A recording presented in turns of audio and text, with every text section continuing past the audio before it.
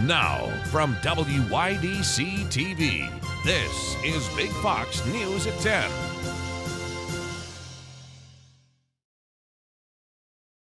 Tonight, Cannabis Conversations. That's the name of a new campaign the state of New York is launching to explain what state leaders say are the risks and benefits of using marijuana. Big Fox's Matt Kleindienst has the details. Good evening, and residents could expect to see more informational ads about marijuana as the state works to educate the public about the substance. People want to know. They are curious. On Monday, New York launched a new campaign to educate people about marijuana. The campaign is being run by the Office of Cannabis Management and aims to inform people about the state's marijuana laws, including who can use it, where to use it, and how to use it safely. I think it's very important in terms of educating people on cannabis, especially since there's been such a stigma against it for decades. Angelina Templar with Your CBD Store says Corning residents are constantly approaching her with questions about marijuana. She says the public education campaign is a good step to give users and non-users answers about the substance. Everybody should have better knowledge of this, even just from a safety standpoint, to understand it better, whether you're using it medicinally or recreationally. Templar also believes the campaign will help emerging dispensaries as they begin to set up shop in communities across the state. I think that education is also important for the dispensaries to even come about so they don't face a whole lot of backlash for their businesses either. The campaign will include public TV, radio, and social media ads. Transit and billboard ads will also be used to educate the public and promote safe driving. Matt Kleindienst, Big Fox, WYDC in Corning. Construction is underway at the Mark Twain Riverfront Park in downtown Elmira. The Public Works Department says the project will create better views of the Chemung River from the park. Crews will also be taking down the old water fountain and replacing it with a kid-friendly splash pond. The Riverfront project is part of the state's overall downtown revitalization project.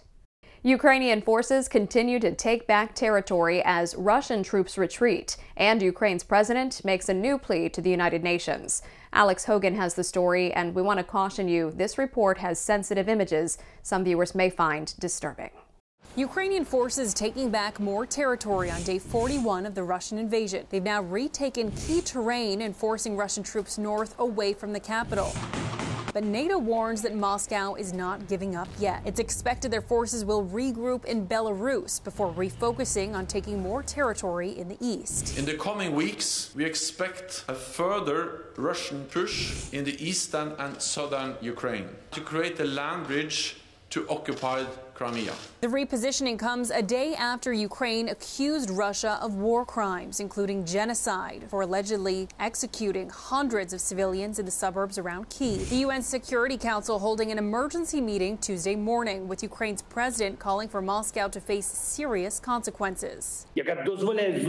This undermines the whole architecture of global security. It allows them to go unpunished. So they are destroying everything that they can. The Russians are still insisting this is a false flag operation by Ukraine designed to frame Russia. But these newly released satellite images taken weeks ago before the Russians pulled out shows bodies of civilians in the streets, raising serious doubts about the credibility of Moscow's claim. The brutality, the targeting of the civilians really underscores that this is so concerning. The victims were directly targeted and directly killed. NATO's Secretary General says that allies will meet to discuss the delivery of advanced weapons sent to Ukraine, including anti-tank missiles. In Lviv, Ukraine, Alex Hogan, Fox News. Joint Chiefs of Staff Chairman General Mark Milley tells Congress the U.S. should develop more military bases in Eastern Europe and staff them with rotational forces. Milley and Defense Secretary Lloyd Austin testified on Capitol Hill today before the House Armed Services Committee. And I believe that a lot of our European allies, especially those such as in the Baltics or Poland or Romania or elsewhere, they are very, very willing to establish permanent bases. NATO allies are scheduled to discuss additional security measures for Eastern Europe at a June summit. Shoppers are getting hit by soaring costs for everything from gas to childcare, and now they're changing their spending habits. Research shows people are buying staples in smaller quantities, switching to cheaper store-name brands, and hunting harder than ever before for deals. The shift is especially pronounced among lower-income consumers who splurged on household products at the height of the pandemic. For example, shoppers are starting to ditch $7 a bottle Tide detergent for a same-sized bottle of Purex for $2.50 at Dollar General. Judge Ketanji Brown Jackson is almost guaranteed to be the first black woman to serve on the Supreme Court. She's won enough support from Republicans to put her on the bench. Lauren Blanchard tells us where her confirmation goes now. Every day we move closer to Judge Jackson's confirmation. The case and likelihood of her confirmation grows stronger and stronger and stronger. The Senate is moving forward on the confirmation of Judge Ketanji Brown Jackson. She is likely just days away from becoming the first black woman to be confirmed as a Supreme Court justice, after 3 Republican senators voted in favor of moving her nomination from the Senate Judiciary Committee to the floor. The nomination will be placed on the executive calendar. Republican Senators Susan Collins, Mitt Romney, and Lisa Murkowski joining Democrats. Murkowski said her vote was partly to push back on the politicization of Supreme Court confirmations, which Democrats have criticized Republicans for. There are some colleagues of mine on the committee who dug into her record, who pressed her on questions, and wanted to get to know her judicial methodology. There's others who, frankly, I thought were just grandstanding for the TV cameras. But Republicans are quick to point to the personal attacks by Democrats on Justices Brett Kavanaugh and Amy Coney Barrett during their confirmations. And many Republicans say Judge Jackson is too liberal. Very often we're told, look at her record. So we look at her record. Her record signals things that are, in some instances, troubling. The Senate Minority Leader Mitch McConnell said he would not vote for Jackson. In one case, she ignored the plain text of the law to reach a more liberal outcome. Senate Leader Chuck Schumer said the confirmation vote could come as early as Thursday. Jackson would not be sworn in until Justice Stephen Breyer officially retires at the end of the court term this summer.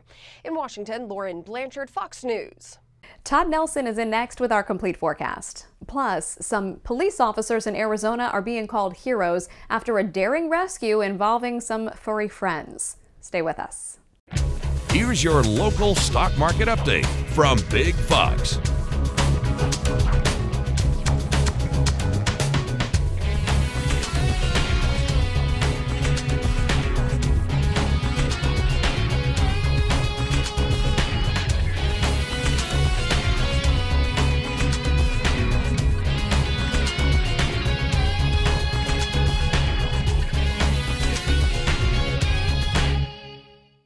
Now, your Twin Tiers forecast from Big Fox.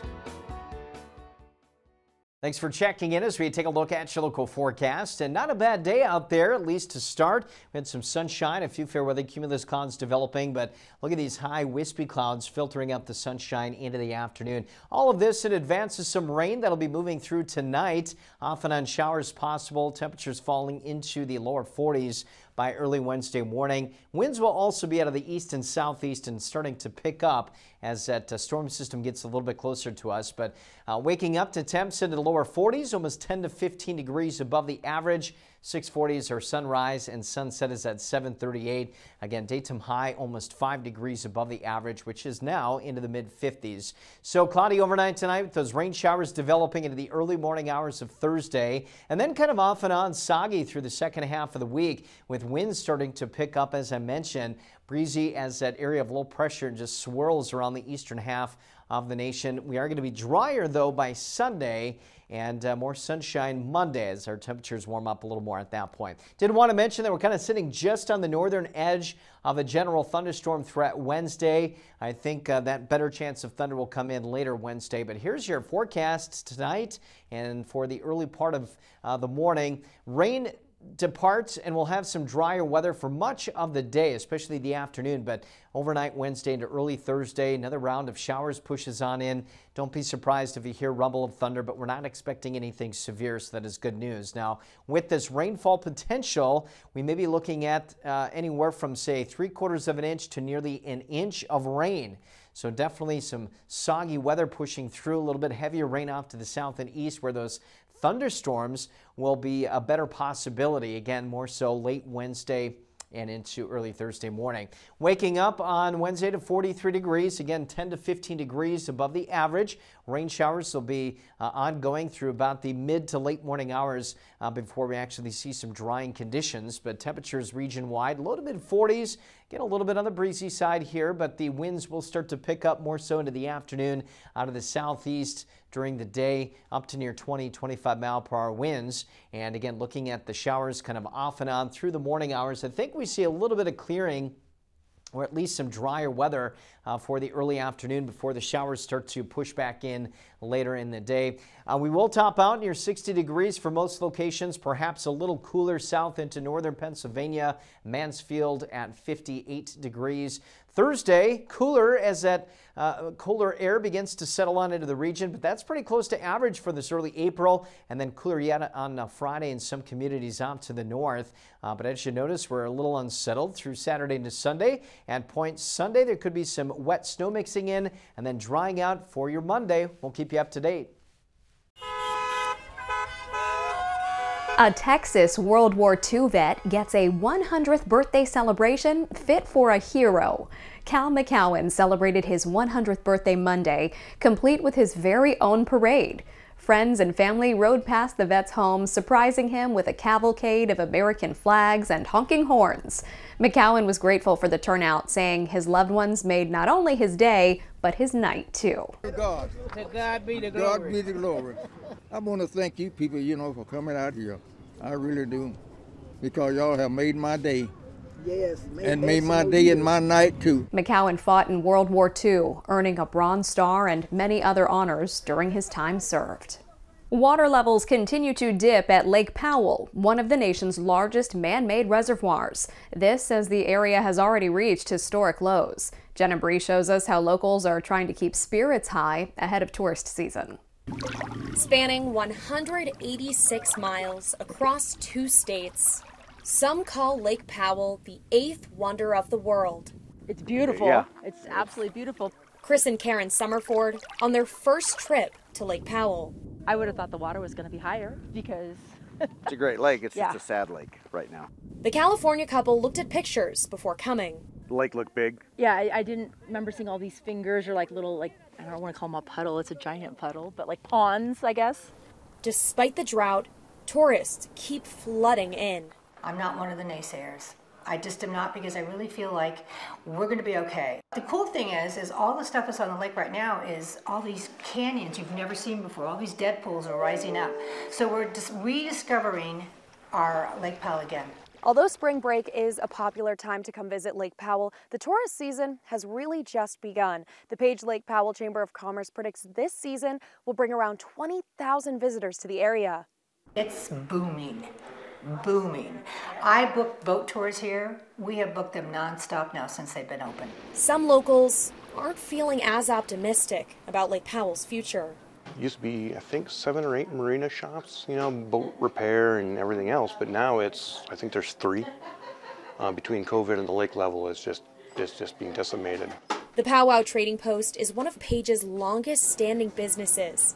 Eric Shute has worked there for 8 years. The locals are like flabbergasted because you can't see the lake from the highway anymore. You can't see the lake from the edge of the mesa anymore because it's so low. Shute says the type of visitor is changing. Lake tourism being replaced by sightseeing, land tours and air tours overtaking boating. I visited once and moved. You take a look around and it's just mind-blowing. There's something here. Locals hoping people continue to appreciate the area's beauty even as lake levels drop. Sending packages could cost you more if you go through the Postal Service. The USPS introducing new fees for those who are sending packages through their carriers. These fees were initially set to be introduced in January, but the rollout was delayed until this month. Non-standard fees will apply to larger packages, and those who aren't truthful about package size will face an additional non-compliance fee. Police body cam footage catches the moments first responders sprung into action, running into a house fire in order to save a litter of puppies and their mom. Steve Nielsen has more on the harrowing rescue in Glendale, Arizona. It was far from certain when these dogs were pulled out that any of them would survive. But thanks to the quick actions of these first responders, they gave them a fighting chance. Nursing her family in an oxygen-filled chamber, this mom is lucky to be alive. She and 6 of her puppies survived, thanks to bravery by first responders, quick medical work by the Arizona Veterinary Emergency and Critical Care Center, and an oxygen mask at the scene. Ventilating these animals as they were rescuing them. So that is a very important part because these animals could have been a lot worse by the time they got to us. The Glendale police officers arrived at the house first. Body cam video from multiple officers shows flames shooting out of windows and the roof. After making sure no one was inside the Glendale home, Glendale police! Their focus turned to the garage. Next door, Jimmy lives with his family and says they alerted officers a dog and her 7 puppies were inside. You said you could hear the puppies? Oh yeah, you could hear him crying. Officers used a shovel to pry the garage door open. Inside the smoke-filled garage, you can clearly hear the calls for help. Officers somehow grab all 7 and use a food bowl to corral them inches from the flames. Get him off, get him off. Hey, hold up! Hold up! I got it. The video reveals they ran outside and counted. Really grab the one off the trailer? 7. Then a neighbor let them take the dogs inside their house, where officers used a Fido bag to give a puppy oxygen. You know, just seeing that footage first time, I would have never expected any of those animals to make it. And unfortunately, they did lose 1 puppy. We're told by the vet that the smoke inhalation was just too much for it to survive. But its 6 siblings and mom survived, again, thanks to the quick actions here.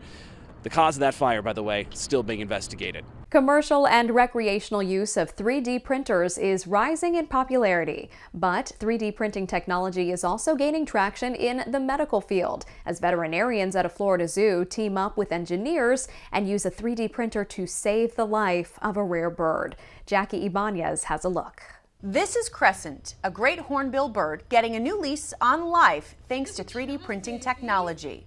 Staff at Zoo Tampa in Florida noticed Crescent was developing skin cancer on a portion of her beak called the casque and sprung into action. When this is diagnosed in hornbills, it is unfortunately a death sentence. It will eat away at their beak. Veterinarian Kendra Baker discovered crews in Singapore used a 3D printer to replace the beak of a great hornbill overseas and reached out to biomedical engineers in the U.S. for help, getting Massachusetts-based 3D printing company Form Labs to design a new piece of beak and a template for surgeons to use during the operation. They were able to create this 3D surgical guide, and it fits right over the edge here. And so what that does is it's essentially a stencil. The 3D printed pieces needed to be 100% accurate. The section of Crescent's beak containing the cancer also housed her sinuses, setting the stage for a complex and delicate procedure. It has little screw holes here, and we attached it to her casque just like that, and we put dental acrylic to seal the edges, and then we screwed everything into place. Thankfully, everything fit like a glove, and Zoo Tampa says Crescent is quickly bouncing back to health. And while 3D printing helped save Crescent, the technology is also being used to create prosthetic limbs for humans, as scientists even explore the possibility of using cells to print vital organs in the future.